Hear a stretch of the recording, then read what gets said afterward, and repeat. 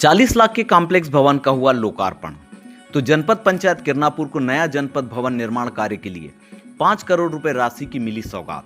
कार्यक्रम में शरीक रहे प्रहलाद सिंह पटेल, कैबिनेट मंत्री, पंचायत ग्रामीण विकास एवं श्रम विभाग, मध्य प्रदेश शासन, जिले के सांसद भारती पारधी, राजकुमार कराय विधायक लांजी, गौरव पारधी विधायक कटंगी सहित जनपद पंचायत व जिला पंचायत जनप्रतिनिधि। किरनापुर जनपद अंतर्गत ग्राम पंचायत सरपंच पंच पार्टी कार्यकर्ताओं के साथ उपस्थित रहा प्रशासनिक अमला। प्रहलाद सिंह पटेल के हाथों पहले कॉम्प्लेक्स भवन का किया गया लोकार्पण, वहीं 5 करोड़ रुपए राशि से नई जनपद भवन निर्माण हेतु भूमि पूजन भी किया गया। मंची कार्यक्रम में प्रहलाद सिंह पटेल द्वारा ग्राम विकास के लिए किए जाने वाले कार्य, गांव की सुंदरता और बिजली आपूर्ति के लिए ग्राम पंचायत प्रधान और जनता की भागीदारी को लेकर कही खास बात। सरपंच भी हैं, जनपद सदस्य भी हैं, जिला पंचायत सदस्य भी हैं, और हम सब वो लोग हैं जो इन्हें बनाने का काम करते हैं और फिर परिणाम की प्रतीक्षा करते हैं कि हमारा वोट सार्थक रहा या नहीं रहा। मैं इस अवसर पर प्रदेश के मुख्यमंत्री को हृदय से धन्यवाद करना चाहता हूँ। मौका तो एक भूमि पूजन का है, लेकिन पिछले 2 वर्षों में जब से मुझे ग्रामीण विकास मंत्रालय का काम मिला तो 2-3 प्रयोग और 2-3 कड़े कदम मैंने इस दौरान उठाए। एक तो हम चूंकि केंद्र से आए थे तो प्रधानमंत्री का स्लोगन नहीं है, बल्कि उनकी निष्ठा है, उनका संकल्प है, सबका साथ सबका विकास। तो मैंने तय किया कि जिन ग्राम पंचायतों में पंचायत भवन नहीं है, पहले मैं उनको दूंगा, बाकी कुछ नहीं पूछूंगा कि वहाँ नहीं है तो बिना मांगे उनको दूंगा। और 2 साल में मैंने ये काम किया और आज मैं गर्व के साथ कह सकता हूँ कि मैंने 2427 ग्राम पंचायत भवन दिए हैं, जिनको नए सिरे से डिजाइन किया गया। हमारा कोई भी ग्रामीण भवन, अभी भी जनपद की भवन यहाँ डिसमेंटल होगा, 2 मंजिला हमारा कोई भवन जा नहीं पाता। और जो परिस्थिति आज गाँव की है, क्या 25 साल बाद आपके पास में कोई ज़मीन होगी? जो भवन आपका होगा, अगर आप उसको 2 मंजिल और 3 मंजिल नहीं ले जा सकते तो अपनी ज़रूरतों को कैसे पूरा करोगे? और इसलिए इसकी डिज़ाइन बदलकर पंचायत भवन 2 मंजिल और जा सकता है, ये उसमें प्रावधान है। जनपद का भवन भी जो बन रहा है ये भी 3 मंजिल तक जा सकता है। उसकी प्लंथ अभी से ऐसी है, यदि आपको ज़रूरत पड़ती है तो आप उसके ऊपर बना लीजिए। तो मुझे लगता है कि अब हम नया कोई भी भवन बनाए, बहुत सोच विचार कर बनाए। ना तो हमने वृक्षों के लिए जगह छोड़ी है, न लोगों के आने वालों के लिए जगह छोड़ी। अब तो गाड़ियाँ बहुत है, तो कम से कम पार्किंग का प्रावधान तो पहले से कर दो कि वहाँ दूसरी होटल न खुले। इतना कर दो कि भाई मोटरसाइकिल कोई लेके आएगा तो यहाँ खड़ी कर देगा, 4 चक्के वाली लाएगा तो यहाँ खड़ी कर देगा। और जिनको सड़क पर खड़ी करना है, पर बात उनको सुधारते रहना है कि भैया सड़क पर नहीं खड़ी करना है, जरा इधर खड़ी कर देना है। ये जो सोच है इसको बदलना होगा। हमें अभी जितने काम मिले हैं, मेरे पास प्रधानमंत्री सड़क है, प्रधानमंत्री आवास योजना है, आपकी खेत सड़क, आपकी वो सुदूर सड़क, शौचालय, स्वच्छता, पेयजल, सब ग्रामीण विकास मंत्रालय में। अभी एक और बहुत अच्छा काम भारत सरकार ने किया है, जनमन आवास योजना और जनमन सड़क योजना। जो अति पिछड़ी हमारी आदिवासी जातियां हैं, बैगा है, भारिया है, सहरिया है, उन सबके अगर गांव हैं तो 50 की भी उनकी आबादी है, 100 की भी अगर आबादी है तो भी वहाँ सड़क पहुँचेगी। अब प्रधानमंत्री सड़क योजना के नियम नहीं पता, हमारे जनप्रतिनिधियों को नहीं पता, आम आदमी की तो छोड़ दीजिए। एक समय जब पहला चरण था प्रधानमंत्री सड़क योजना का, तो किसी भी प्रकार का रफ्ता हो, किसी भी विभाग से बनी हुई पुलिया हो, गांव तक डामर हो गया और उस पुलिया को नहीं बनाया। ये माना गया कि पुलिया है मतलब गाड़ियां तो आ जा सकती है और डामर बन गया। दूसरे चरण में भारत सरकार ने कहा कि पहले चरण में अगर कोई 12 मासी पुलिया नहीं है, बाढ़ में डूब जाती है, और उस समय परिभाषा थी कि साल में अगर कोई पुलिया 15 दिन भी डूबी रहे तो भी 12 मासी सड़क मानी जाती थी। कि चलो भैया 4 महीना में 15 दिन, 1-2 दिन करके बंद है तो भी 12 मासी मानते हैं, आना जाना तो चलता रहता है। बाद में सरकार ने तीसरे चरण में पैरामीटर बदला कि अगर 72 घंटे बंद होती है, 5 दिन बंद होती है तो 12 मासी मानी जाएगी, 15 दिन वाली नहीं मानी जाएगी, उसको पुल बनाना पड़ेगा और पुल उसको जरूर बनाना पड़ेगा। आज की तारीख में अगर 48 घंटे भी कोई पुल डूबता है या पुलिया डूबती है तो उसको बारहमासी नहीं माना गया और इसलिए नए पुल बनाने का प्रावधान किया गया है। और इसलिए तीसरे चरण से तो ये नियम बन गया, यदि किसी नाले का पानी जितना आता है उससे 3 फुट ऊपर जाकर ही आपको पुल बनाना पड़ेगा। स्टेट हाईवे में वो 3 मीटर है, नेशनल हाईवे में वो और भी ज्यादा है। कुल मिलाकर एक कमजोरी को पूरी तरह से नियम के तहत उसको पूरा कर दिया। लेकिन जब बाद में मैंने पूछा, जब मैं आके समीक्षा की, तो पहले चरण में और दूसरे चरण में जो पुल पुलिया नहीं बन पाए वो निकलकर 1600-1700 के आसपास आए। अब वो 3 साल में बनेंगे, जबकि ये अभी अब तक बन जाने चाहिए थे। तो जब आप समीक्षा करते हो, समग्र रूप से उसको विचार करते हो, तो कहीं ना कहीं आपको कुछ अच्छा करने का रास्ता मिलता है। और इसलिए आप तो ऐसे क्षेत्र में है जहाँ नक्सलवाद रहा है, तो यहाँ पर अगर बाकी जगह पर 250 में सड़क बनेगी तो यहाँ तो 100 की आबादी में भी सड़क बन जाएगी, 250 की आबादी बन जाएगी। अभी प्रधानमंत्री सड़क का 5वां चरण शुरू हुआ है। 2011 के जनसंख्या के आधार पर जहाँ पर भी 500 की आबादी रही होगी वो बिना कहे जुड़ जाएगी। अगर वहाँ पर अति पिछड़ी जनजातियाँ हैं या पर नक्सलवादी क्षेत्र है तो वहाँ 250 की आबादी और 100 की आबादी भी जुड़ जाएगी। अब ये हमको कई बार पता नहीं होता और हम कहते हैं कि ये सड़क डाल दो, सुदूर सड़क डाल दो, कभी मुख्यमंत्री सड़क डाल दो।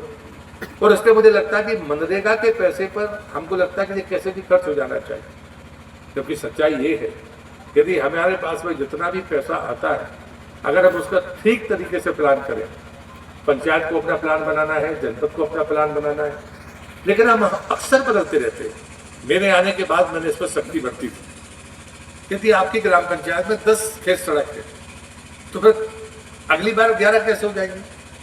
तो एक बार में आप उसको मैप कर लो और बताओ कि भाई एक खेत सड़क पे आपने कितनी बार मिट्टी डाली है, कितने बार काम किया है। अगर एक बार मिट्टी डाली है तो अगली साल मुरम डाल दो, तीसरी बार में गिट्टी कर दो, तो 3 साल में तो वो पूरी हो जानी चाहिए अगर वास्तव में आप ईमानदारी से करते हो। तो मैंने कहा कि इसकी अकाउंटेबिलिटी आपको ही रखना पड़ेगी।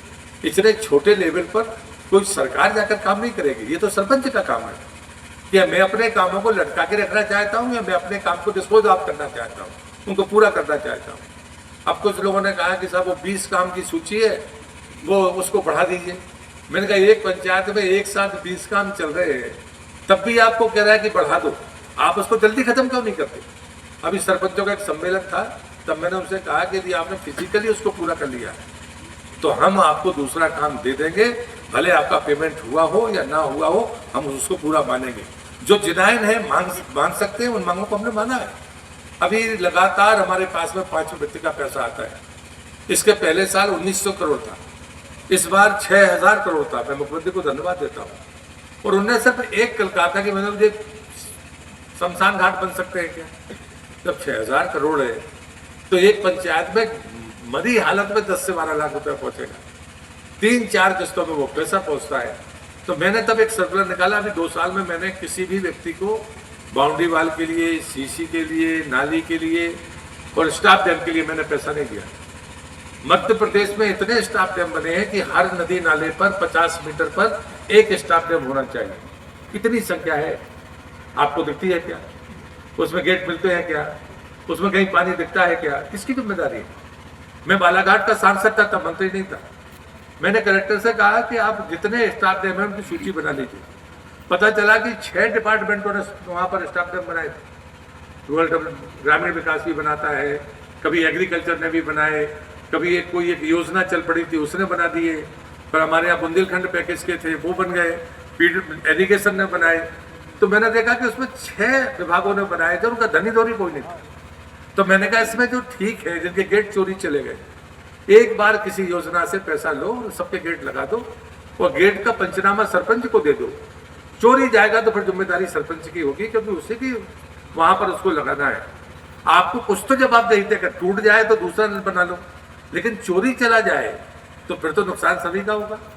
और एक बार प्रयोग हुआ, मैं दावे से कहता हूँ, आप कभी जाकर उसका रिकॉर्ड देखिए दबों का, खाली गेट लगने से कम 5 से 7 हजार एकड़ जमीन सच गई। तो बाद में पानी बचा रहा नदी नालों में। कहीं ना कहीं ये छोटा पानी अगर हम रोकेंगे तो जरूर हमें लाभ मिलेगा, ये बात आपके मानकर चलिए। ऐसे ही मैंने मरघट में पहली बार परमिशन दिए कि आप सीसी रोड बना सकते हो, अभी पुलिया है तो पुलिया बना लो, कहीं पानी की निकासी का संकट है तो फेंसिंग करके उसको कवर कर दो। बिना शमशान की कोई पंचायत हो सकती है क्या? आज भी आजादी के 78 साल बाद ऐसी पंचायत और गांव है जहां पर शमशान की जमीन नहीं है। शमशान की जमीन है तो उस पर अतिक्रमण है, शमशान की जमीन है तो पता चला कि कुछ पता ही नहीं है कि है कहां पर। तो मुझे लगता है कि इन सब बातों पर हम सबको चिंता करना पड़ेगा। ये छोटी छोटी चीजें देखने में लगती हैं, लेकिन मैंने इसलिए अभी समय सीमा तय की है कि 2026 दिसंबर तक सरपंचों को अपने पंचायत में या गांव में जो शमशान है वहां पर आप सीसी रोड बना लो, फेंसिंग कर लो। अतिक्रमण है तो हमको बताओ, हम अतिक्रमण हटवाएंगे। अगर जमीन नहीं है तो भी आप हमको बताइए, ये कलेक्टर की जिम्मेदारी होगी कि वहां पर शमशान के घाट के लिए जमीन आरक्षित हो। बिना उसके तो नहीं हो सकता, और इसलिए मुझे लगता है इस काम को हमें प्राथमिकता के साथ करना चाहिए। अगर दिसंबर 26 में मध्य प्रदेश में ये कहने की स्थिति हो कि हमारा कोई भी शमशान घाट ऐसा नहीं है जिसमें फेंसिंग नहीं है, जिसमें पक्का रोड नहीं है, अरे आने जाने का साधन, पौधे वहां लगे हो, हम सब मतलब सबकी जरूरत है, वो क्यों नहीं हो सकता? और इसलिए मैंने तय किया था कि कोई भवन विहीन पंचायत भवन नहीं रहेगा, क्योंकि मेरी मान्यता है कि रिकॉर्ड रखने की सबसे अच्छी संस्था कोई हो सकती है तो वो पंचायत हो सकती है। कितनी पंचायतों में रिकॉर्ड हूं मैं? बस तब सरपंच साहब के पास रहता है, रिकॉर्ड तो वहां होता नहीं है। जबकि आप एक एक परिवार के एक एक सदस्य को जानते हो, 10 बार नहीं हजारों बार पैदा होने से लेकर अब तक परिवारों से मिले होते। तुमसे अच्छा फैसला कौन कर सकता है? कौन गरीब है, कौन अमीर है, कौन पात्र है, कौन अपात्र है? किसी तहसीलदार के पास जाने की जरूरत है क्या? अगर ईमानदार है सरपंच, अगर वो न्याय करता है तो किसी के पास जाने की जरूरत है? मुझे नहीं लगता कि ऐसा कभी हो सकता है। लेकिन हमारे पास रिकॉर्ड नहीं है। आपके अधिकार वापस होते जा रहे हैं। पहले आपको नामांतरण का अधिकार था, वापस हो गया। कभी सोचा कि क्यों हो गया? आप निर्णय नहीं कर पाए इसलिए हो गया। आप दस्तावेज को ठीक से नहीं रख पाए इसलिए वापस हुआ है। धीरे धीरे करके आपके पावर वापस हो रहे हैं। आप ये मानने के लिए तैयार नहीं है कि आप दोषी हैं या आपकी कमजोरी है। आप दोषी नहीं होंगे तो आपकी कमजोरी तो है।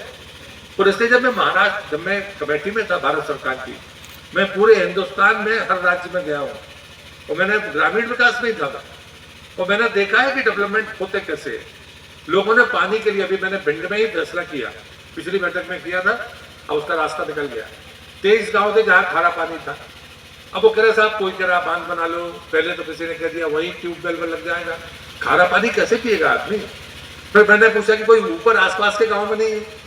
सारे गांव में कहीं 2 किलोमीटर दूर, कहीं 3 किलोमीटर दूर मीठा पानी मिल गया। एक ऊपर से एक जगह अच्छा पानी मिल गया। मैंने कहा बड़ी पाइपलाइन डाल दो सारे गांव में एक, और बाद में मीटर लगा दो, टंकी भर दो, उसका पेमेंट करते रहेंगे। अभी सरकार ने एक और बढ़िया योजना लेकर आए। सरपंचों को इस पर ध्यान देना चाहिए। आपका पैसा लगने वाला नहीं है, आपको मेंटेन करने की जरूरत नहीं है। अगर आपको हम कहें कि सोलर पैनल लगा लो तो 2 साल के बाद एक तो वो आधी बचेगी, साफ कभी होना नहीं है, मेंटेन उसको होना नहीं है, तो आपकी जरूरत तो पूरी हो नहीं सकती। तभी सरकार ने एग्रीमेंट किया। पिछले समय जब मैंने कहा था तब 60 करोड़ रुपया पीएचई को दिया गया कि जहां नल जल योजना है वहां सौर पैनल लगा दो ताकि बिजली का बिल 0 हो जाए।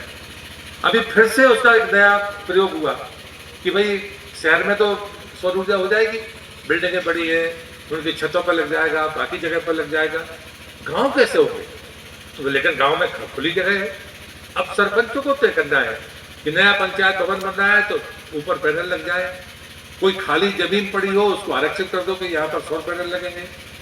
जरूरत कितनी है आपकी? जितनी आपकी जरूरत है उससे दुगनी बिजली पैदा करने का अगर आपने तय कर लिया तो आपका पूरे साल में एक फूटी कौड़ी नहीं लगेगी बिजली के बिल के नाम पर।